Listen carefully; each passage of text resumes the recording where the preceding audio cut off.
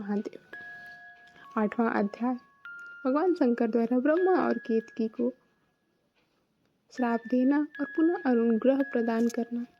नंदिकेश्वर बोले, तदुपरांत महादेव शिव जी ने ब्रह्मा के गर्व को मिटाने की इच्छा से अपनी भ्रिकुटी के मध्य से भैरव नामक एक अद्भुत पुरुष को उत्पन्न किया। उस भैरव ने रणभूमि में अपने स्वामी शिव जी को प्रणाम करके पूछा कि हे प्रभु, आप शीघ्र आज्ञा दें, मैं आपका कौन सा कार्य करूं। शिव जी बोले, हे वत्स, ये जो ब्रह्मा है वे इस सृष्टि के आदि देवता हैं। तुम वेगपूर्वक तीक्ष्ण तलवार से इनकी पूजा करो, अर्थात इनका वध कर दो। भैरव एक हाथ से केस पकड़कर असत्य भाषण करने वाले उनके उद्धत 5वें सिर को काटकर हाथों में तलवार भांजते हुए उन्हें मार डालने के लिए उद्यत हुए। हे संत कुमार, तब आपके पिता अपने आभूषण, वस्त्र, माला, उत्तरीय एवं निर्मल बालों के बिखर जाने से आंधी में झकझोरे हुए केले के पेड़ और लता गुल्मों के समान कुंपित होकर भैरव के चरण कमलों में गिर पड़े। हे तात, तब ब्रह्मा की रक्षा करने की इच्छा से कृपालु विष्णु ने मेरे स्वामी भगवान शंकर के चरण कमलों को अपने अश्रु जल से भिगोते हुए हाथ जोड़कर इस प्रकार प्रार्थना की, जैसे कि एक छोटा सा बालक अपने पिता के प्रति टूटी फूटी वाणी में करता है। हर हर महादेव। अच्युत बोले, हे ईश, आपने ही पहले कृपा पूर्वक इन ब्राह्मणों को पंचानन रूप प्रदान किया था, इसलिए ये आपके अनुग्रह करने योग्य हैं। इनका अपराध क्षमा करें और इन पर प्रसन्न हो। भगवान अच्युत के द्वारा इस प्रकार प्रार्थना किए जाने पर शिव जी ने प्रसन्न होकर देवताओं के सामने ही ब्रह्मा को दंडित करने से भैरव को रोक दिया।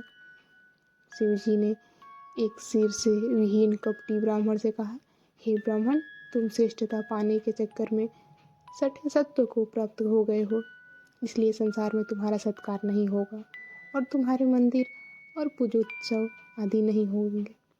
ब्रह्मा जी बोले, हे महाविभूति संपन्न स्वामी, आप मुझ पर प्रसन्न होइए। मैं आपकी कृपा से अपने सिर के कटने को भी आज श्रेष्ठ समझता हूँ।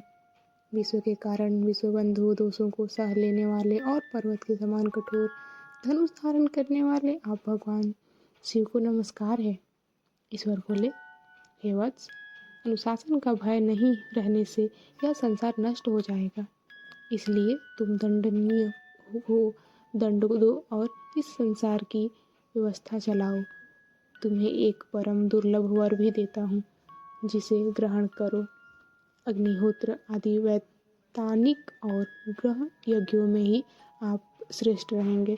सर्वांगपूर्ण और पुष्कल दक्षिणा वाला यज्ञ भी आपके बिना निष्फल होगा। तब भगवान शिव ने झूठी गवाही देने वाले कपटी केतकी पुष्प से कहा, अरे सठ केतक, तुम दुष्ट हो, यहाँ से दूर चले जाओ।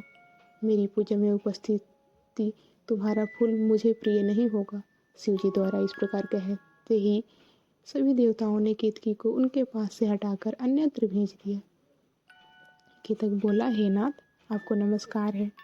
आपकी आज्ञा के कारण मेरा तो जन्म ही निष्फल हो गया है। हे तात, मेरा अपराध क्षमा करें और मेरा जन्म सफल कर दें। जाने अनजाने में हुए पाप आपके स्मरण मात्र से नष्ट हो जाते हैं। फिर ऐसे प्रभावशाली आपके साक्षात दर्शन करने पर भी मेरे झूठ बोलने का दोष कैसा रह सकता है।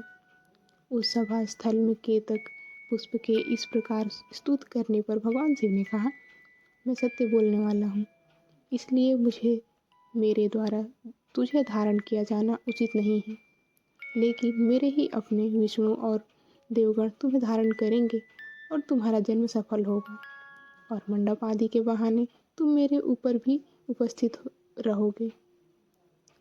इस प्रकार भगवान शंकर ब्रह्मा, विष्णु और केतकी पुष्प पर अनुग्रह करके सभी देवताओं से स्तुत होकर सभा में सुशोभित हुए। हर हर महादेव।